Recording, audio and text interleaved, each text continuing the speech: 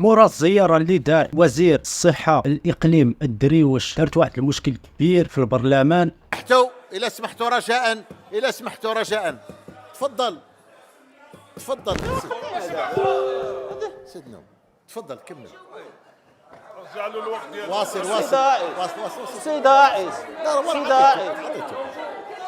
ونحن نعبي عن موقفنا، هذا موقفنا وموقف حزبنا. اسمح لي السيد رئيس ضمن لي الوقت. تصور انه كاينين الناس اللي ما حاملينش هذا الوزير يمشي يكتشف بانه ما كاينينش لوازم الضروريه الطبيه ديال الناس الدراوش اللي ما عندهمش اصلا لا طبيب. انتظار اخراج الخارطه الصحيه السيد الوزير، اولا كنشكركم على الزياره اللي درتوا للدريوش، ولكن بالنسبه لنا كنعرفوا الدريوش مزيان ما كان يحتاج للزياره، لانه اصلا كتعرفوا بانه الدريوش بالنسبه للمستشفى ما عندوش ميزانيه ديال التسيير وما كيستخلش الاتوات لحقاش ما عندوش لاكاس فين غيمشيو، والاطباء ما كاينينش والممرضين ما كاينينش، والطبيبه انتقلت بدون اذن ديال السيد المدير وما تعوضاتش. اذا عوض انه نديروا ذاك المسرحيه انه نمشيو نصوروا، كنا خاصنا اصلا نعينوا اطباء ونعينوا قبل ما نفتحوا المستشفى، ماشي عاد يلا دابا نمشيو نقلبوا البريز وخدام ولا ماشي خدام، لانه انتم كتعرفوا بانه تفتح قبل الوقت ديالو وبدون ميزانيه سيد الوزير. ما كايناش ميزانيه، ما كايناش هذا، مازال ما يعني جا داك بحال قلتي بنينا السبيطار ومازال ما خصوش يتبنى، يعني حتى 200 عام ولا 300 عام لقدام عاد يلاه خصنا نبنيو حنا السبيطار، فهمتيني؟ او هاد يعني هاد الوزير هذا ممكن نقولوا بانه ذكي شويه ويعني عارف كيفاش يجاوب على السؤال ديال هذا الاول هذا، ومازال غادي ندوزو للثاني ومازال غادي ندوزو للثالث.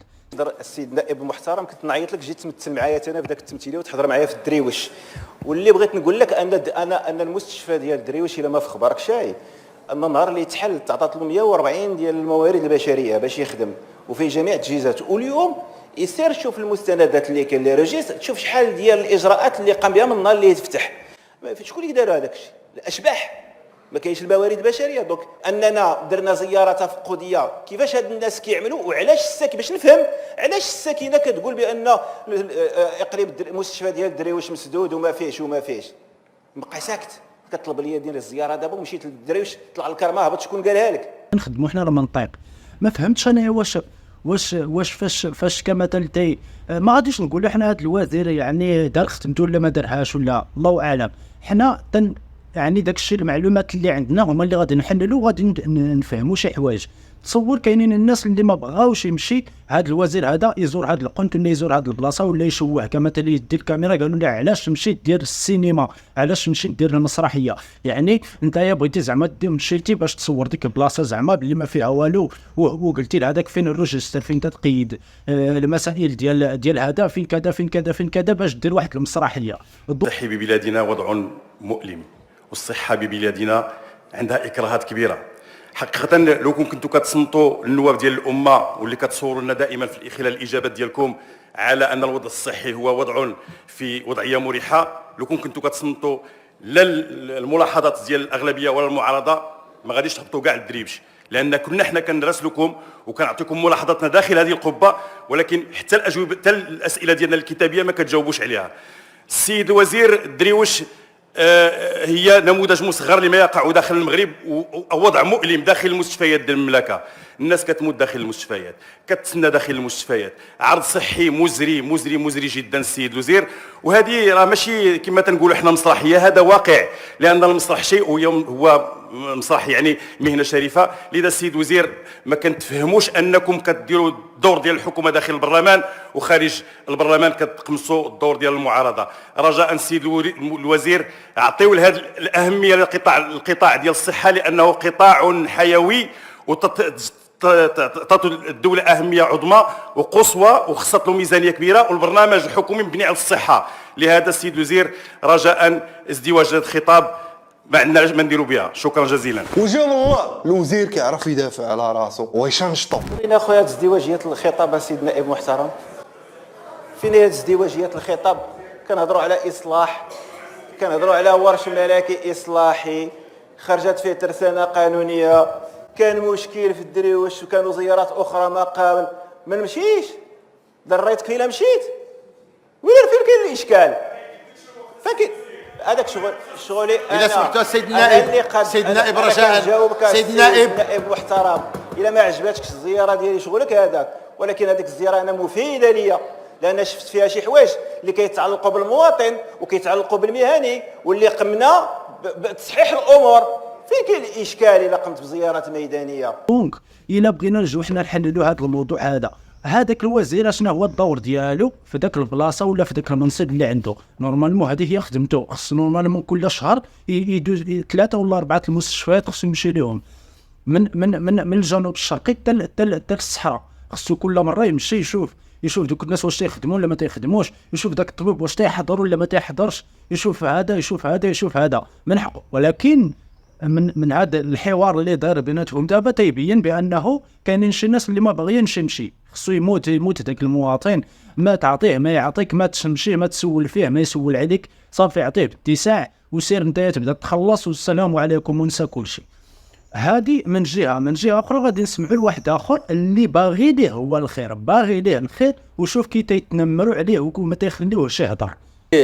احنا في الفريق الاشتراكي المعارضه الاتحاديه غادي نقول لكم بلسان انه الزيارات الميدانيه تؤدي اكلها، وبالتالي اذا كانت الاغلبيه ما بغاتكمش ديروا زيارات ميدانيه، احنا في المعارضه كنقول لكم مرحبا قليل وديروا الزيارات الميدانيه، لانه الزيارات الميدانيه تقف حقيقه على المعاناه اللي كاينه وعلى الواقع المعاش وعلى الواقع الملموس.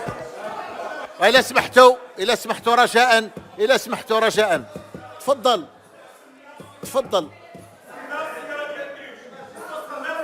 السيد النائب المحترم رجاء تفضل السيد النائب، راه لا يمكن تناول الكلمة إلا بالإذن.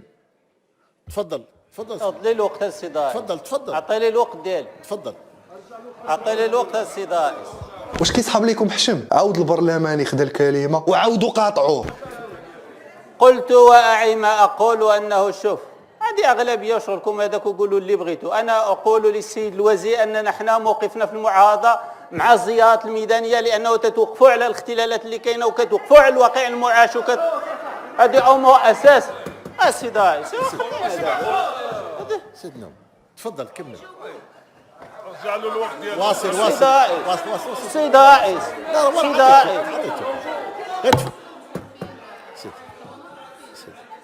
تفضل. راه الكرون واقفه السيد النائب، راه التوقيت واقفه السيد النائب، يكون هاني. تفضل. الاولى السيد رئيس هو الضمن لانني كنسال الحكومه وكنتواصل مع الحكومه ماشي مع السيدات والساده النواب، ونحن نعبر عن موقفنا، هذا موقفنا وموقف حزبنا.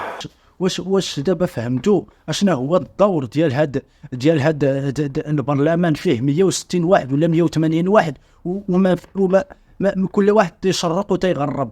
يعني انا كمثال جاي باغي نخدم هاد القنت هادي، انت تطلع عندي تقول لي لا ما تخدمهاش. دونك شكون اللي بغى يخدم؟ شكون اللي بغى يدير؟ الا ما مشيتيش راه نورمالمون راه كل سميتو كل مجال، يعني بحال قلتي مجال الصحه مجال التعليم مجال كذا خصو يكون الكونترول، خصو يجي واحد الوفد ولا هذا اللي فيه 10 الناس ولا 12 انسان وكل واحد ما يعقلوش على حتى شي واحد، لا مدير لا شي واحد اخر لا نائب، لا خصو يمشيو ويوقفوا عليك يعني طق وينزل عليه شنو هنايا ويكتبوا تقارير ويكتبوا كذا طرد هذا ما نافعش طردو جيب واحد اخر، ما نافعش هذا طردو جيب واحد اخر. ماشي بنادم يدوز 100 عام ولا 120 عام في منصب وما داير حتى شي حاجه. دونك باش حنا تتشوفوا بانه كاينين ضغوطات علينا، كاينه الجزائر ها هي تتحاول ما يمكن تخرب كل شيء، هذا وها هو تتقول بلي 2030 غادي نشدوا الفيفا وغادي نشدوا كاس العالم. واش تصحابك واش هاد الناس هادو مكلخين؟ راه ما مكلخينش، راه تيجيو تيشوفوا واش كاينه البنيه التحتيه، واش كاينه الصحه، واش كاينه اللي جاب الله تضرب شي واحد، واش الا جاب الله كاينه شي مشكل ولا كذا، يلقاو الناس فين يتعالجوا ويلقاو الناس فين هذا، وتنعرفوا بانه الصحه هي الحاجه اللي يعني اللي تخلي البلد يزيد لقدام ولا ينزل. والتعليم خلاص، التعليم نقول كاع التعليم ابار، غير الصحه السيد. حنا ما باغيش انا ندخل لذاك الموضوع ديال نمشي للجنوب الشرقي ولا نمشي نهضر على شي ناس اللي هما خلاص منسيين 100%، ما كاين لا طب لا والو، صافي مازال الناس يتعالجوا بالعشوب وبشي حوايج اللي هما تتولد السيده ما صافي تتكون حامله تتبغي تولد ما كاينش اللي تسوق ليها. هذه ما غاديش نهضروا في داك الشيء، غادي نرجعوا للموضوع ديالنا ديال هاد النواب هادو. باش راه مزيان واش عرفتي هاد المشاكل هادو اللي تيوقعوا بهاد الطريقه بهاد الطرق هادو تيديروا لهم فيديو مزيان باش الشعب يفهم، باش الشعب يعرف بانه كل واحد ومصلحته.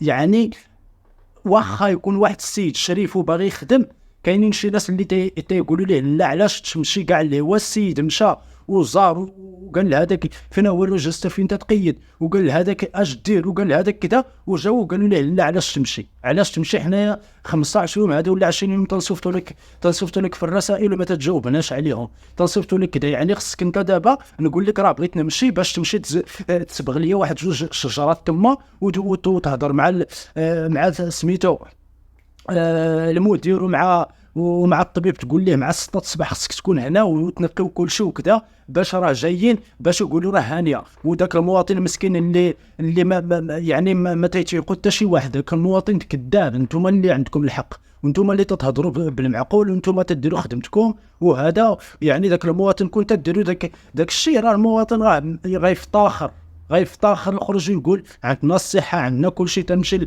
للوبيطال تلقى فيه لا بيلانس، تلقى فيه هذا تلقى فيه طبيب، تلقى فيه في المستعجلات تلقى سور بلاصه يقضوا لي غرض كذا. ولكن مادام المواطن تيهضر كي قال لهم دابا هذا الوزير هذا، مادام المواطن بدا تيهضر وقال حتى الملك محمد السادس قال حتى هو نيت في واحد الخطاب ديالو قال لهم مادام ما تديروش الادارات، يعني مادام وصلني انا الخبار ديال المواطن دونك الادارات ما تديرش خدمتها. فري داكشي الواقع. علاش تخبيو الشمس بالغربال؟ علاش ما يكونش فيكم